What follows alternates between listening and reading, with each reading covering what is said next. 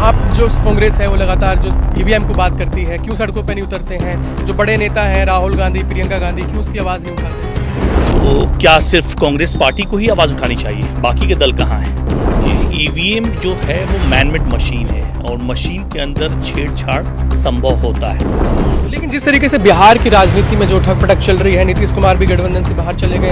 अब आप किसी को बांध के तो नहीं रख सकते, वो उनका अपना सोच है। और जो थाली के बैगन होते हैं उनको लुढ़कना होता है, तो वो लुढ़क रहे, लेकिन वो पलटना होता है ना, वो बहाने 10 रखते हैं अपने पास। लेकिन वहीं भाजपा कहती है कि राहुल गांधी को जो है ज्ञान की यात्रा निकालनी चाहिए, ज्ञान की बहुत कमी है उनके अंदर।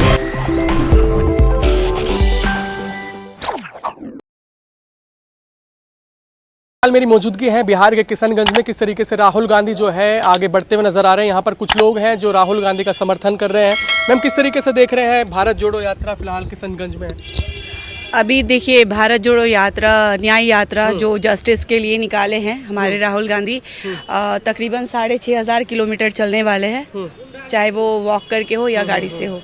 तो देखिए, आज पूरे हिंदुस्तान का हालात बहुत ख़राब है। बीजेपी सरकार जिस तरीके से बेरोज़गारी और इतना करप्टेड हो गई है कि ना बेटियों को से ना बेटियां सेव है, ना रोज़गार है, ना किसान सिक्योर है।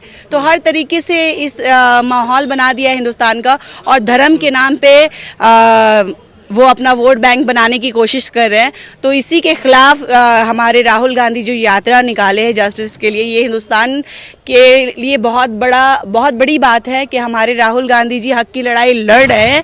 और जैसे कि भारत जोड़ो यात्रा नफरत की बाजार में मोहब्बत की दुकान उन्होंने खोली थी और दिखा था, इस तरीके से इस यात्रा से भी बहुत बड़ा इम्पैक्ट पड़ेगा और लोग जाग रहे हैं। लेकिन जिस तरीके से बिहार की राजनीति में जो ठक पटक चल रही है, नीतीश कुमार भी गठबंधन से बाहर चले गए, किस तरीके से? देखिए, अब आप किसी को बांध के तो नहीं रख सकते, वो उनका अपना सोच है। और जो थाली के बैगन होते हैं उनको लुढ़कना होता है, तो वो लुढ़क रहे। लेकिन राहुल गांधी जहां खड़े हैं वो लड़ रहे हैं और वो लड़ते रहेंगे।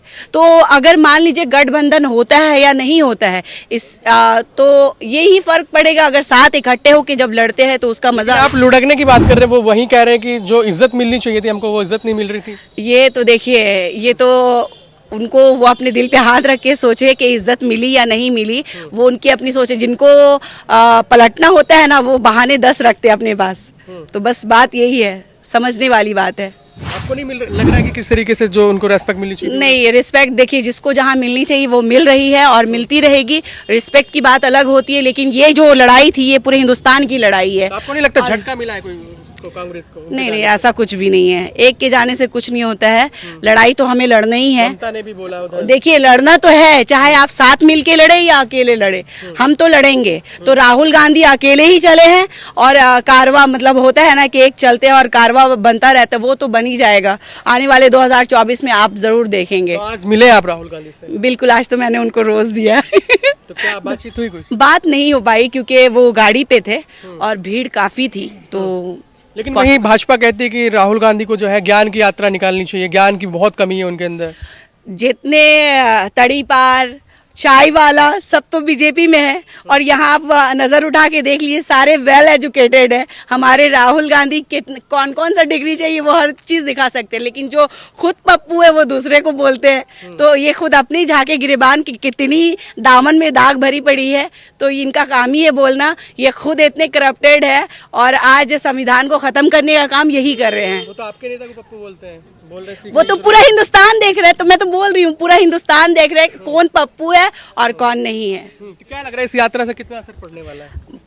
बहुत अच्छा असर पड़ेगा और 2024 की लड़ाई के लिए हम सारे तैयार हैं। और ये लड़ाई हमारी संविधान की लड़ाई है और मैं तो यही बोलूँगी कि पूरे हिंदुस्तान एक हो रहे हैं, कहीं ना कहीं अच्छा रिजल्ट होगा। इससे पहले भी यात्रा निकली है, उसके बाद जो जिस तरीके से चुनाव में नेगेटिव रिजल्ट आए, देखिए, आप कैलकुलेशन देख लीजिए, वो तो छोड़िए ना, वो तो ईवीएम का खेला था तो वो तो चलता ही रहेगा। लेकिन जब पब्लिक एक तरफा हो जाएगी ना, तो फिर कौन सी पार्टी कहाँ जाएगा कोई बता नहीं। राजस्थान, छत्तीसगढ़ में जो हार हुई है वो ईवीएम की वजह से। हाँ बिल्कुल, ये तो 110% है। वो तो सब पूरी मतलब हर आप देख लीजिए, कभी कब्रिस्तान से ईवीएम मिल रहा है, कहीं कहीं से मिल रहा है, तो ये तो चोर पार्टी है ही है। खुलेआम गुंडामू कर रही है, तो ये चोरी से ही। और आप कैलकुलेशन देखिएगा, कांग्रेस को ज्यादा वोट मिला है। ईवीएम को हटा के बैलेट से पेपर, बिल्कुल ये बात तो मैं कहना चाहूंगी कि बैलेट पेपर से ही इलेक्शन होना चाहिए, और इसकी आवाज़ हमें पूरे हिंदुस्तान के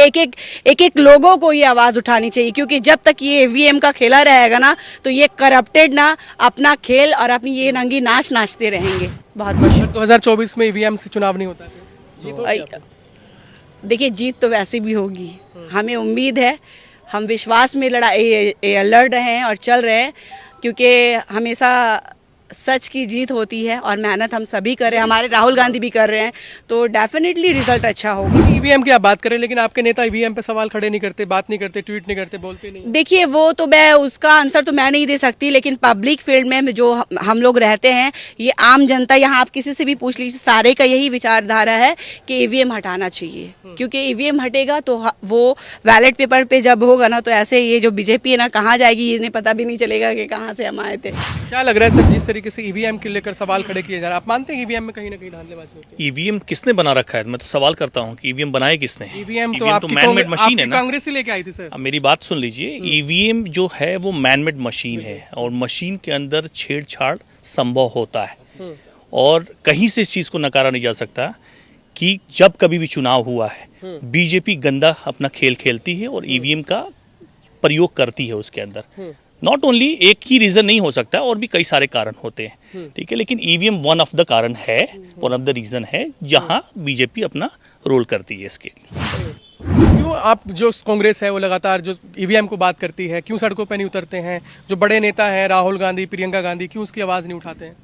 तो क्या सिर्फ कांग्रेस पार्टी को ही आवाज उठानी चाहिए? बाकी के दल कहाँ हैं? और कौन कहता है कि हमारे नेता माननीय राहुल गांधी जी या प्रियंका जी या हमारी जो आला कमान है आवाज नहीं उठाते? क्या आप दिल्ली के अंदर कांग्रेस के लोग क्या इस बात का डिमांड नहीं करते?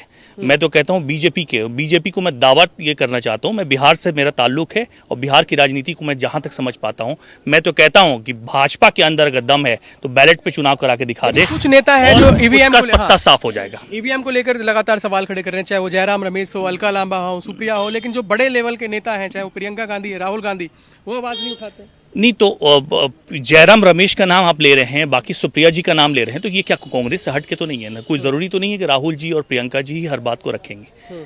हमारे लीडर हैं, एक सिस्टम बना हुआ, सिस्टम के तहत ही हम कांग्रेस पार्टी बड़ा डिसिप्लिन की पार्टी है, और इस देश का भविष्य कांग्रेस के हाथ में है। तो आप आम जन को बोलिए कि आम जन निकल के आए। देखिए, कांग्रेस पार्टी के कार्यकर्ता अगर ईवीएम या चुनाव के परिणाम से अगर उनको धक्का लगता है, तो हम तो अपने कार्यकर्ताओं को, अपनी पार्टी के लोगों को तो इनकरेज कर सकते हैं, लेकिन जहां आवाम को धक्का लगता है ना, तो आवाम को जागना पड़ेगा, आवाम को सड़कों पे आना पड़ेगा, तभी ईवीएम को हटेगा और देश बचेगा। लेकिन मैम, भाजपा यही सवाल खड़े करती है कि कांग्रेस ईवीएम को लेकर आई है, और आज कांग्रेस के नेता जो है ईवीएम का विरोध कर रहे हैं। ईवीएम मशीनों के साथ छेड़छाड़ हुई है, ये मुद्दा कई बार सामने आ चुका है, जिससे आवाम का भरोसा ईवीएम से उठ चुका है। इलेक्शन कमीशन के पास तकरीबन हिंदुस्तान के हर राज्य से ये मांग उठ चुका है कि ईवीएम की जगह बैलेट पेपर में इलेक्शन होना चाहिए। आखिरी सवाल, जिस तरीके से राहुल गांधी के साथ जो भीड़ चल रही है, क्या आपको लगता है वो भीड़ 2024 में वोट में तब्दील होगी? बिल्कुल होगी, क्यों नहीं होगी। आप एक बात बताइए, आम जनता क्या चाहती है? आम जनता रोजगार चाहती है, आम जनता सिक्योरिटी चाहती है, आम जनता को क्या चाहिए कि डेवलपमेंट चाहिए। तो ये सारे काम राहुल गांधी कर रहे हैं, और आने वाले कल में ये, मैं तो ये कहती हूँ कि अच्छी रिजल्ट आएगी।